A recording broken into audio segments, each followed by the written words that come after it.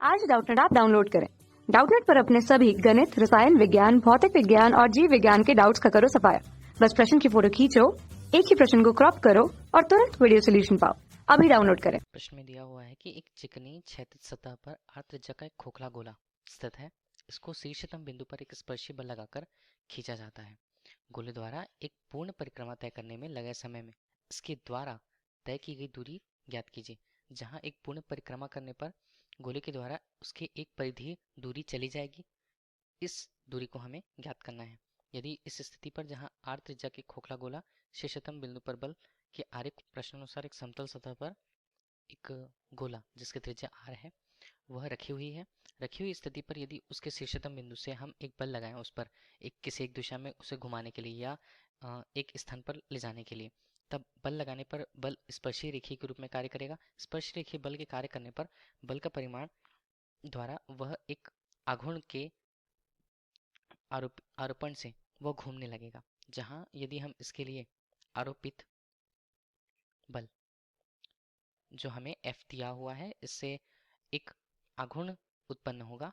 आघूर्ण का मान जिसे हम टाउ से प्रदर्शित करते हैं उसका मान F गुणा R होगा। यह दिया हुआ प्रश्न में।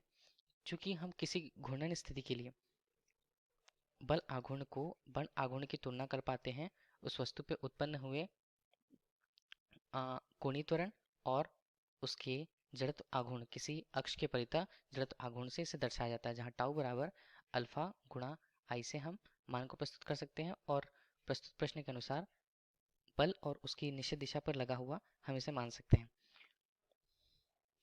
जहां हम इन स्थितियों को देखें, किसी गोले के लिए जड़त्व आघूर्ण का मान हमारे लिए यहाँ अपने अक्ष पे घूमते हुए, अक्ष जिसे ओ डैश नाम दिया गया है, अक्ष पर घूमते हुए 2:3 m r वर्ग से प्रदर्शित किया गया। इन मान को यहीं हम रखें तब टाउ का मान हमारे लिए माफ कीजिएगा अल्फा 2:3 m r वर्ग से प्रदर्शित होगा। दोनों स्थितियां आघूर्ण को पहले समीकरण 1 समीकरण 2 से यदि हम इन दोनों को मिला दें तब हमारे पास उस पर उत्पन्न होने वाला त्वरण जो कोणीय त्वरण के रूप में परिभाषित होगा अल्फा बराबर 3F/2 m r से कोणीय त्वरण का मान प्रदर्शित होता है। इसे कोणीय त्वरण हम कहेंगे। जहां घूर्णन गति करते हुए किसी वस्तु की बात करें तब उसके लिए गति के द्वितीय नियम से घूर्णन करती वस्तु पर गति का द्वितीय नियम यदि लगाया जाता है, द्वितीय नियम हमें उसके द्वारा तय की गई दूरी कोण के रूप में ओमेगा टी धन 1:2 अल्फा टी वर्ग से प्रदर्शित करती है। जहां कोणीय रूप से उसके द्वारा तय की गई दूरी 2 पाई अर्थात 360 डिग्री है, जिसे रेडियन में परिवर्तित किया गया है। ओमेगा टी धन 1:2 अल्फा का मान यदि हम इन स्थितियों के अंतर्गत रखें 3:2 एफ एम आर टी वर्ग के रूप में हमें मान प्रस्तुत होगा। अब चूंकि हम जानते हैं प्रारंभिक स्थिति में ओमेगा का मान जो शून्य रूप से उसके लिए था, इसका मान शून्य हो जाता है। 2 पाई बराबर 3:4 एफ एम आर टी वर्ग इसका मान आता है। टी का मान वर्ग के रूप में हमें अंतिम रूप से 8 पाई एम आर अनुपात 3 एफ हमें टी वर्ग का मान प्राप्त होता है। चूंकि हमने यह कोणीय स्थिति पर तो इसकी दूरी निकाल ली, अब हमें यदि रेखीय स्थिति पर इसकी दूरी निकालनी है तब रेखीय दूरी की बात करें, यह भी द्वितीय नियम को लेगा गति के, जिसे हम s से प्रदर्शित करते हैं।